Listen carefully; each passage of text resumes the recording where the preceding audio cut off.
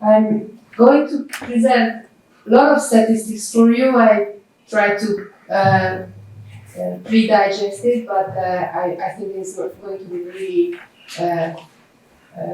conclusive, and I'm trying to focus on the use and prospects of biomass in our European energy systems.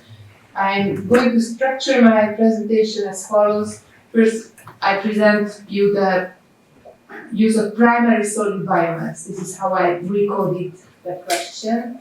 Whereas biomass is in the European energy balance nomenclature is primary solid biomass. This is basically dominated by forest wood in most of the countries in Europe. And I will present its use in the total energy supply, in the transformation sector, and in the final consumption sector. Basically, industry and households are the key players. Then I present something that I was not asked for, but I think very important, is the climate policy balance or value of biomass, the utilization in our energy systems, the way I see it. And finally, I come to the second question in my title, how to replace it. And I, again, have to add a final point, if actually policymakers intend to replace biomass or not. So, just to start with the Eurostat statistics to be presented here. First of all, you see here that the total supply of primary solid biomass in the EU has been constantly increasing since the when I start here, the basic year is 2004 in my slides. That's the accession of 10 new member states to the EU. So I pick this as time zero. The total increase is over 50% over this time horizon, and I'm going to compare it to the other fuels shortly. You see that the breakdown is to these three major segments. Transformation, that is the power sector and the heat production sector. Industry as final consumers for energy, and households. The next slides give you a feeling about how this is broken down to countries. You can see that the six largest countries in total energy supply, primary biomass, are taking up more than half of the total consumption. This is Germany, France, Sweden, Poland, Finland, and Italy. And the total numbers are in petajoule. The totality of the primary supply is 4,200 petajoules. This is, as you will see in the following slide, the pink in the middle is the EU, is adding up roughly to 7-8% of total energy supply. This doesn't sound like dramatic, but there is a wide distribution of national strategies relating to how much role they give to biomass in the total energy supply. You can see that basically the Nordic countries, Scandinavian and Baltic countries have significantly higher shares. About 10 countries have more than 10% of the total energy supply from primary solid biomass, basically forest wood here. To add more detail to these, the dynamics of these changes, it's easier to compare the dark and the light gray columns with some summary thoughts that I provide here. All but 2 member states increased their use of primary solid biomass for total energy supply. And half of the member states increased their supply of primary solid biomass for energy by more than 90%. So almost doubled throughout this period. The EU average of increase is 57% over this time period. And to compare it with the total energy products that are used for energy supply, That is all the hydrocarbons, the coals, nuclear, everything added up together. There is an average 16% decrease in the European Union. So there is a significant decrease of energy supply for the EU, which is good news because we are going for energy efficiency and producing more economic good with less energy intensive practices. This goal seems to be more or less on the track to be met, but the picture is very different for primary solid biomass, which has been booming in the total energy balance. Now, if we go down to the subsectors, first of all, the transformation sector. This is power production, heat production, and combined production of heat and power. So these are companies that purchase fuels and sell energy products. This is the transformation sector. And the fuel that we are looking at is primary solid biomass exclusively in this chart. We can see again that the big players are really large. Sweden, Finland, Germany, France, the Danish Kingdom, the Netherlands, and Italy. They are the largest users of wood for energy products, basically electricity and heat. And to get more of the dynamics, you can see that there are really big increases in this segment. First of all, we can see that again the Baltic and the Nordic states are having far bigger shares of solid biomass in their transformation inputs, and also we can see that they are getting appetite and they are increasing their inputs for energy. But other countries who have been really low in their percentages of biomass in the transformation sector have also gained momentum. You can see that one member state was the sole exception that did not increase its primary solid biomass input into the power plants and heating plants and CHP plants. That was Cyprus. All the others increased. The average European increase was more than 2.5 times increase, 260% increase in the European average. But half of the member states increased their use of primary solid biomass for transformation input 4 to 360 times. That is a 13,000 percentage increase. Luckily, this has happened in smaller countries like Croatia, for example, and Bulgaria, not so small. But the dynamic is really frightening in this energy use segment. Now for the industry.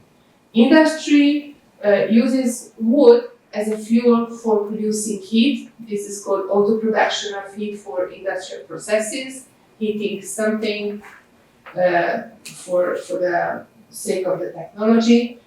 And many of these industrial actors mix biomass into their solid energy fuel mix, basically to save on the CO2 costs, because many of these industrial installations are under the European Emissions Trading Scheme, where CO2 emissions are penalized by roughly 70 to 100 euros per ton of emitted CO2. So anything that they can add to the mixture of their solid fuel mix that is carbon-free or can be accounted for without emission costs is adding to their profits. So we see quite a big appetite for wood in this segment as well. Again, Sweden, Germany are the largest, Finland and Spain comes fourth, surprisingly. Poland is on the map of large players and France again. Here we see that surprisingly large shares of of fuel for industrial heat production comes from biomass. We see that several countries are close to that 10% or way above 10% share of biomass having biomass in their industry energy consumption, and the European average is really high. It's now almost 10%. The dynamics is interesting. In 20 out of 27 member states, industrial consumption of biomass for energy has increased. In half of the member states, the increase was more than 30% over the examined period, and the average European increase is 32%. Just to compare it with the total energy products, according to European energy balance statistics, the European average change of energy for industry purposes has dropped by almost 20% over the same period. So European industry is getting more and more energy efficient, with using less and less total energy supply for its final energy consumption, but adding more and more solid biomass into its energy mix. And the last, probably most important segment is households, where direct wood firing is used for space heating. It's a widely shared European phenomenon. Surprisingly, we are lacking the Scandinavian and Baltic countries from the top league.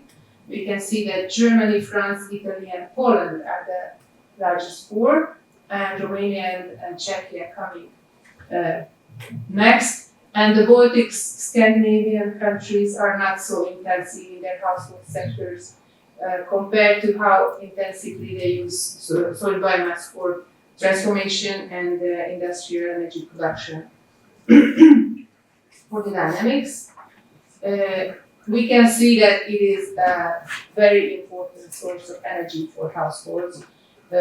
In the majority of European countries, 20% or more of household energy is supplied by solid biomass, and the dynamics have been quite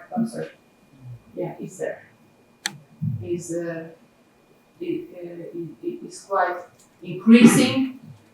In 19 out of 27 member states, there is an increase in final energy consumption from primarily solid biomass in households, and in more than half of the member states, this increase has been at least 20% or more. The European average increase rate is 33%. In the household segment, we see the total efficiency gain in Europe if the total energy products are considered. Surprisingly enough, households also decreased their energy consumption over the 20-year period that I examined. The decrease is quite modest, it's 8%, but yeah, it is a decrease. Our floor area has been increasing. So we again are really surprised to see that primary solid biomass is increasing its presence in the energy segment. However, less and less energy is consumed by households for space heating. This is where I end my summary based on the European energy balances, and now I would like to add something from the European countries' emissions inventories.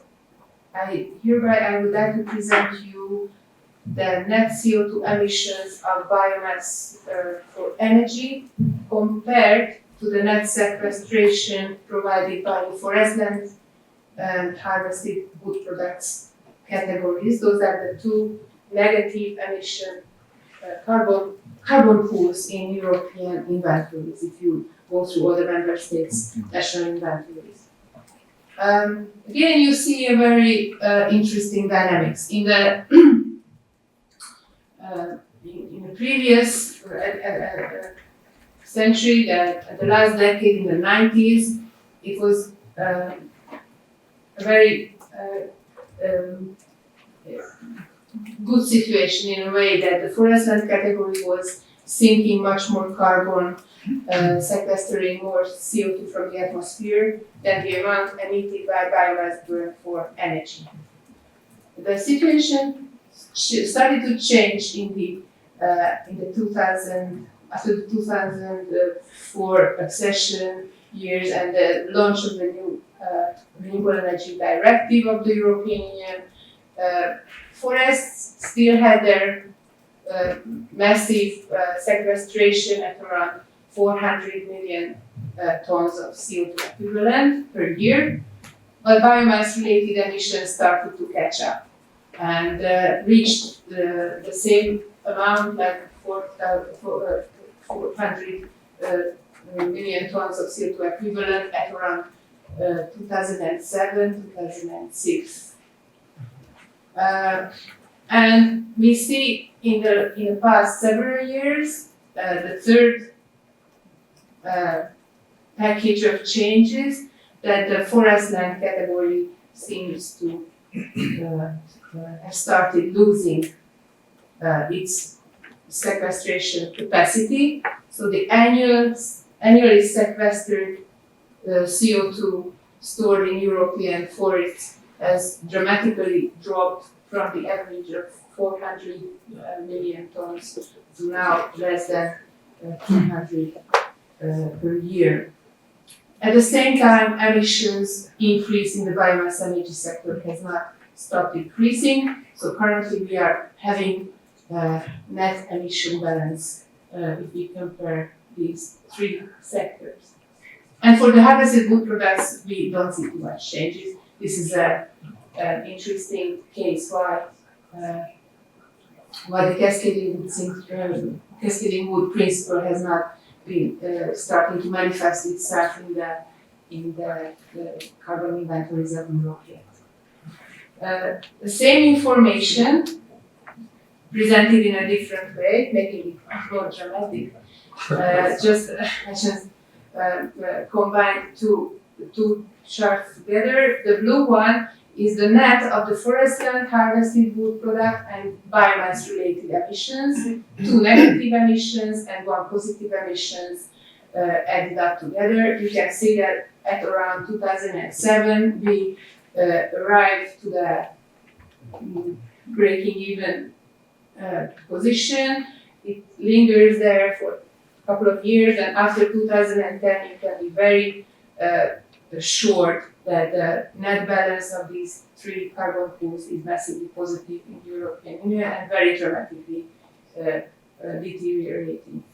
The orange one is just the CO2 emissions of the biomass as percentage of the total CO2 emissions. That's presented on the right axis. We all know that biomass is not to be included in the carbon inventories of countries by convention, but it is, luckily enough, it is at least accounted for in the among the memo items of the national inventories. So if you just simply compare the magnitude of biomass-related emissions to the total CO2 emissions, total greenhouse gas emissions of European member states, you see that from a mere 5% at around 1990, it has now been increased to almost 18% of total greenhouse gas emissions. It means that 1/5 of greenhouse gas emissions is now originating from biomass combustion for energy, which is highly questionable in times of climate change and when we are trying to meet threshold targets like the 30 and 50, 2050 targets for keeping, for limiting global warming to a manageable scale. And now the final part from my presentation is how I was asked about how to replace it. There are loads of publications about how biomass can be replaced in various energy use segments, and there's more research going on there. My very brief summary is the technology is there. It is out there, it is operational, it is commercially available. no rocket science. This can be very simply and cost-effectively replacing the electricity sector by photovoltaics and wind. And integration of systems has a huge potential for decreasing the cost of it. It's important that these technologies are now already competitive without any state support. So it is profitable to install PV and wind in most of European countries, and further cost decreases are expected. Prosumers, so the distributed production of renewable electricity based on household and industrial installations has a great potential to add renewable electricity without burning biomass. In the heat sector, it is quite straightforward in the literature that ambient heat and solar heat can add much more than the amount currently produced from biomass, and there is the efficiency and sufficiency problem in the heat sector. So whenever you open any publication about how to decarbonize the heat sector, the first thing you read is about sufficiency. Do we need so many extra square meters of new buildings areas to be heated, and so on and so forth. And before implementing any decarbonization measures, there is at least 15 to 20% efficiency gains to be realized before adding the production capacity. In Europe, it's very important that low enthalpy geothermal is there. This can be efficiently used, and it has been already successfully demonstrated even in Hungary, that this can add to district heating and local heating solutions as well, just like heat pumps. So utilization of such heat sources is technologically absolutely available. In the final consumption segments, in industry, for example, the literature divides heat demand according to the thermal capacity that is required by the industrial processes. Anything that is below 150 degrees of Celsius can be now commercially efficiently supplied by ambient heat technologies, basically heat pump. And anything above 200 degrees is envisioned to be provided by hydrogen that is produced from renewable electricity sources and synthetic fuels, which is already in the demonstration phase in many European countries. All the industry source technologies that require the carbon and many other materials that's embedded in the biomass, this happens in the manufacturing of ceramics and cement, clinker, and so on and so forth. They can rely on the secondary biomass in the cascading principle. That is not primary biomass originating from the wood, but secondary woody wastes could be implemented for the very limited needs of industry who really needs the material of biomass. And finally, the households, probably the most complicated segment to release biomass from current users. The majority of households has a property that is valuable enough for credit programs and has monthly incomes that makes the household solvent for such programs, even without state intervention, to renovate its building and get rid of biomass. At REC, we recently ran a survey when Russia invaded Ukraine, and the same year we started a survey on how households react, and surprisingly large share of Hungarian households were starting to stack biomass in their gardens and in their houses, just to safeguard against potential closure of gas supplies. And we found that many households are super aware and prepared for switching between fuels according to changes in policy, and this was really surprising in a country where control of of energy tariffs has been in top of the political agenda for the past 10 years. Still, households were hypersensitive for any threats of gas price hikes or loss of gas supplies. So these households are not using biomass because of energy poverty reasons or for lack of other firing technology. They use it for hedging their positions against potential risks. So this larger chunk of households can be easily diverted to efficiency investments and ambient heat investments.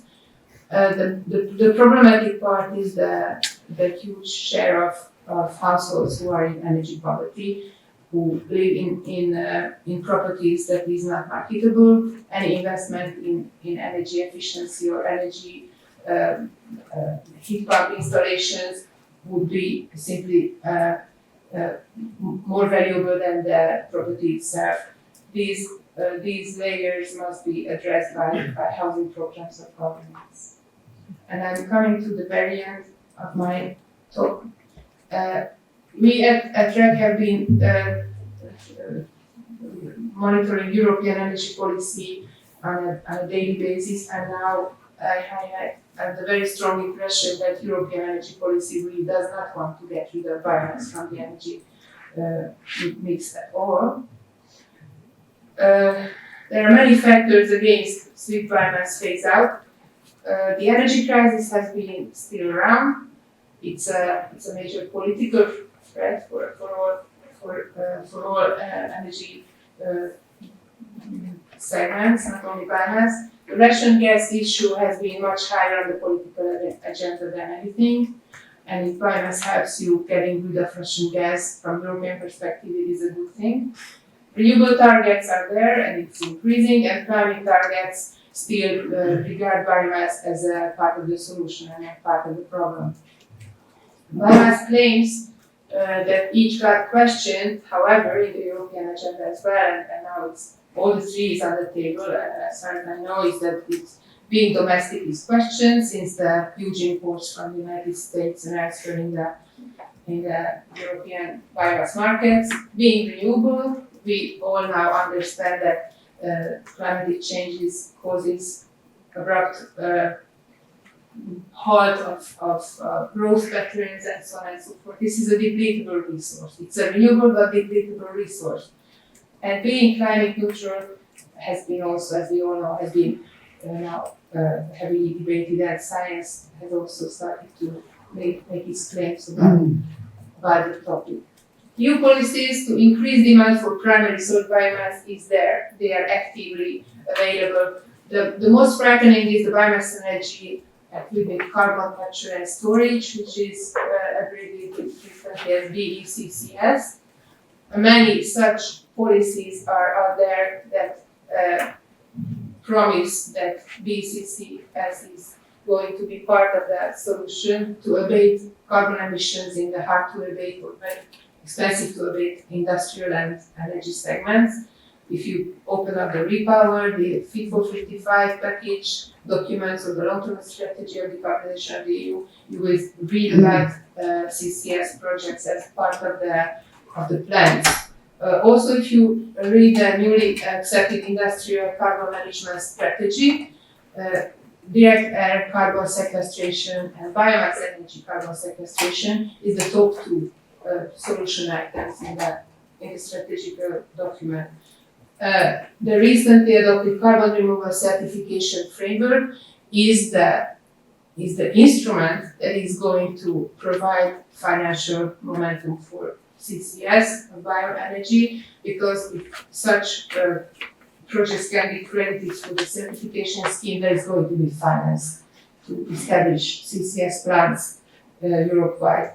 And finally, last but not least, the Renewable Energy Directive actively acknowledges the support for bioenergy CCS as something where use of forest-originated solid biomass is justified, which can be accounted for as renewable energy and can be supported by member states.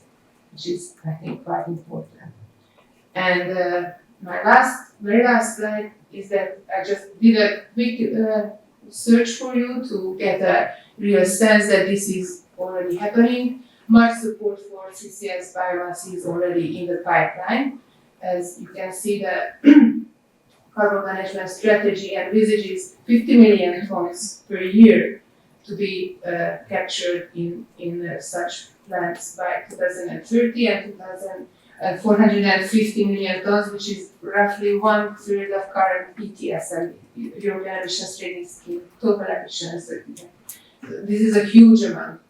The Innovation Fund of European Trading Scheme is very nicely funding, roughly about 40 billion euros are there, and they are eager to spend it on projects like bioenergy CCS, and even Horizon Europe is funding research on that. The Danish Kingdom, the United Kingdom, and the USA have already started their schemes for the first industrial scale investments of bioenergy CCS. Projections about how this new sector is going to grow are really frightening. I just cite two. Basically, these are the zero emission platform is more like an advocacy group. They are tied to bioenergy industry quite heavily, but they envisage huge amounts of CO2 to be captured by CCS in Europe. 800 million tons of CO2 is almost equivalent to 800 million tons of biomass burned in such power plants. Just to compare it to European firewood production, that is approximately 125 million tons cubic meters per year. This gives you a sense of the problem we are having here. And I think this is where I would like to stop here. Probably just one final sentence, that most European countries run their forestry statistics and energy statistics with a huge unexplained gap between supply and demand for biomass. And I think it is a really big policy failure to launch such huge support schemes like the CCS, for example, without explaining and closing or clearing the gap and understanding its origins. So, thank you very much for